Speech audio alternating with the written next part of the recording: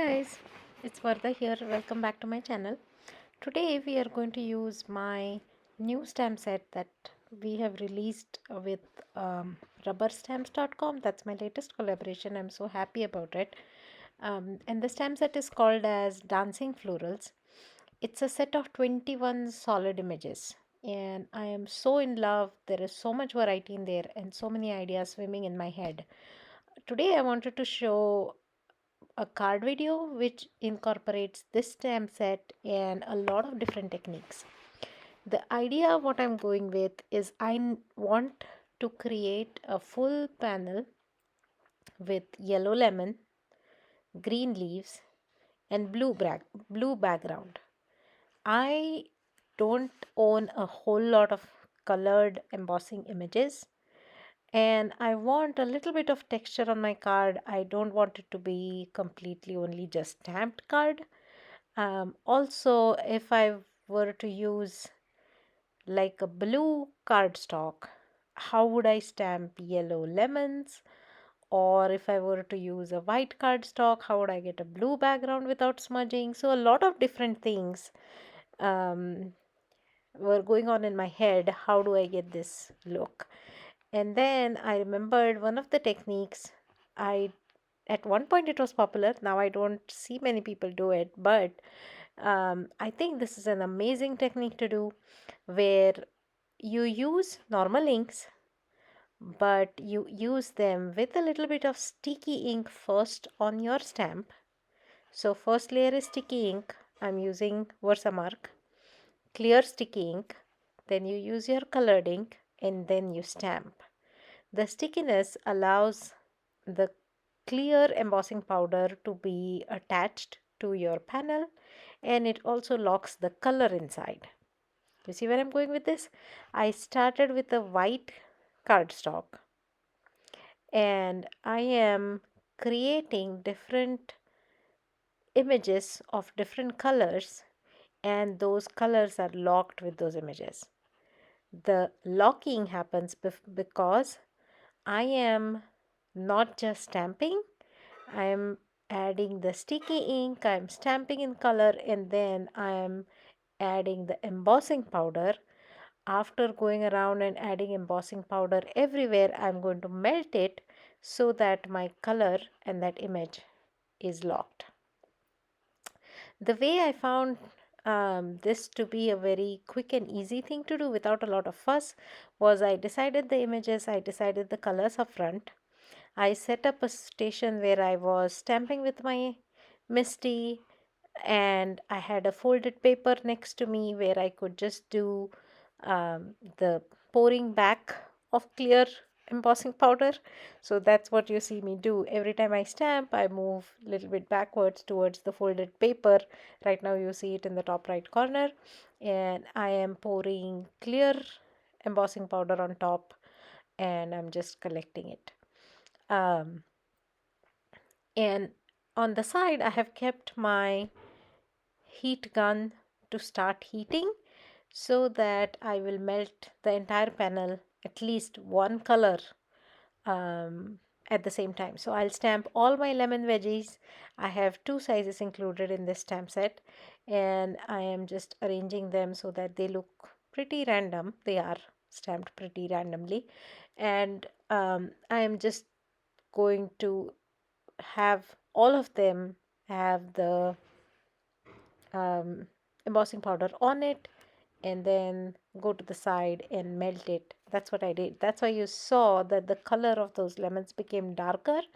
Um, I had put clear embossing powder on it. Till that time it was looking even more faded, but after the embossing powder has melted it's become pretty dark and now I'm repeating the same steps but with leaves this time. So I'm using sticky ink first on the stamp, then I'm using Concord and Ninth Sprout ink, and then I'm doing the stamping.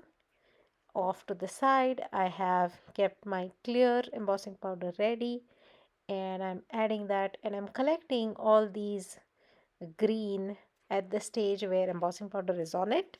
It's adhered to the paper and then at one go I will melt all the embossing powder.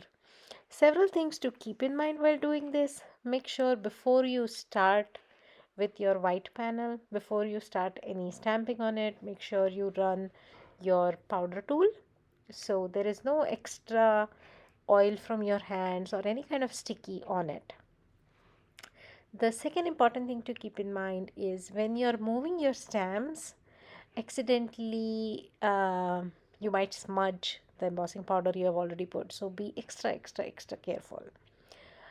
Also, when you are moving your stamps like this, sometimes the residue from the last time when you had stamped might still be there. You can see I'm not cleaning my stamps in between. So what I'm doing is I'm hovering over the paper until and unless I'm absolutely certain I'm not letting the stamp touch the paper. I'm just hovering over the paper and trying to figure out my placement, and then I'm placing it where I want to be. When I feel like yes, the stamp is having a little more ink remaining, or I need to clean the sides of that stamp, I'm coming in with my piece of cloth really. So and I'm doing the cleaning, but otherwise in between stamping I'm not making it a point to clean my stamp or anything like that. Those steps I'm just avoiding. As you can tell here with that clear embossing powder, the stamp or the ink, the green ink is not very green.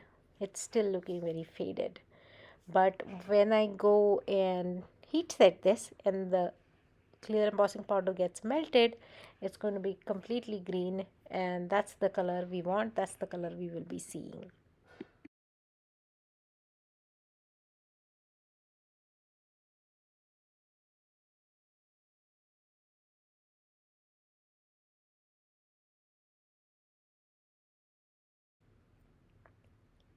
We are almost there. Most of my stamping is done.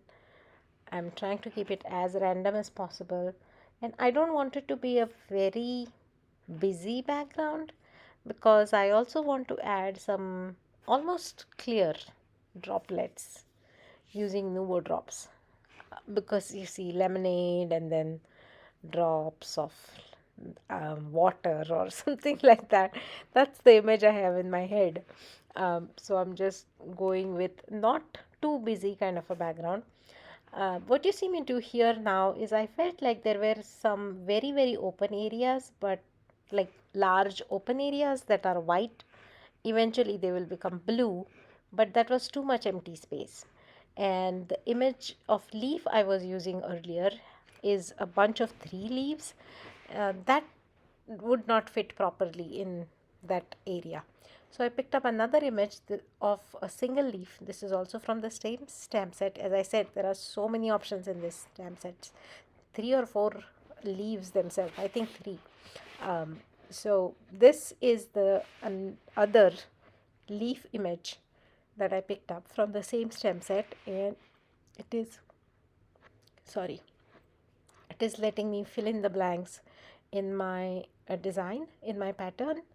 I still want it to be random. I still want it to be a little bit loose, not very tightly packed. But without this leaf, I felt like there was just too much gap, and I did not particularly like it. So I just picked up another image and continued. So what I'm going to do is, once I'm happy with all the leaves placement and even the single leaf and everything, I'm just going to heat set this, melt all the embossing powder on it, um, and I need to, I will make sure, and you'll see that that I do not over melt or overheat the paper, because the images that are already on it, the lemon wedges images, I don't want them to get bubbly or wonky or weird. So that's why I'm carefully melting all the embossing powder on leaves this time, and um, that's why I stepped to the side, and that's what is going on.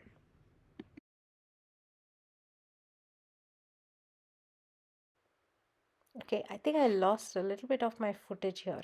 What I've started doing is after all the embossing powder was melted, I have started ink blending on top with another Concord and 9th ink. I think it is called as Midnight.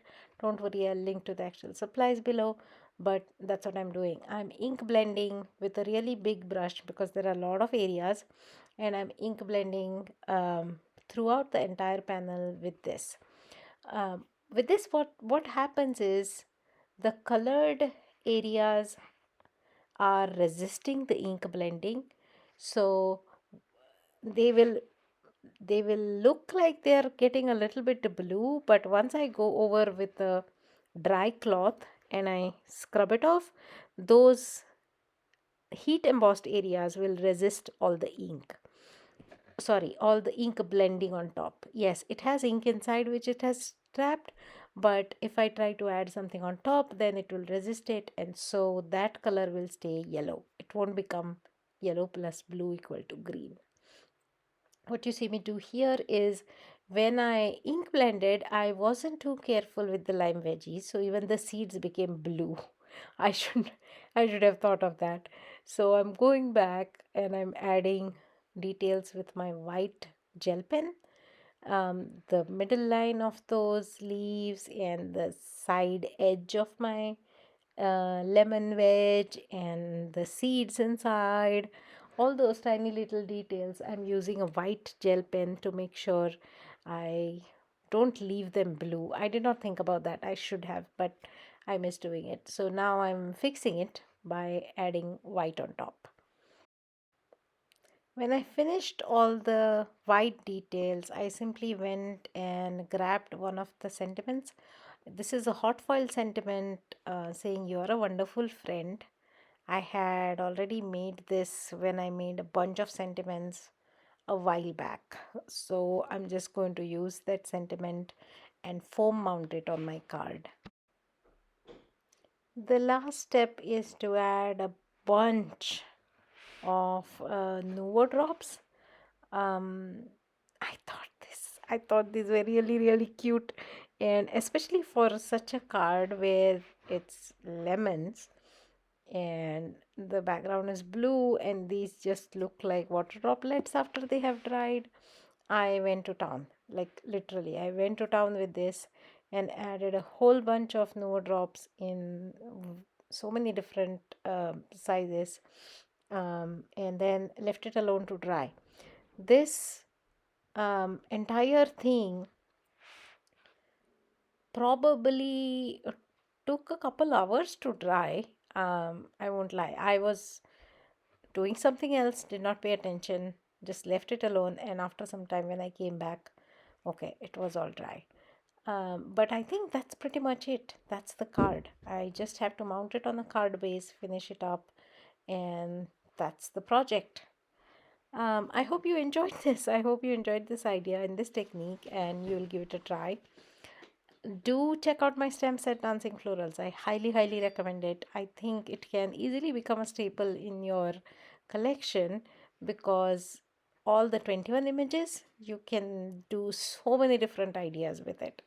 Um, I hope you do give it a try. Thank you so much for your support of my channel and my little creative business.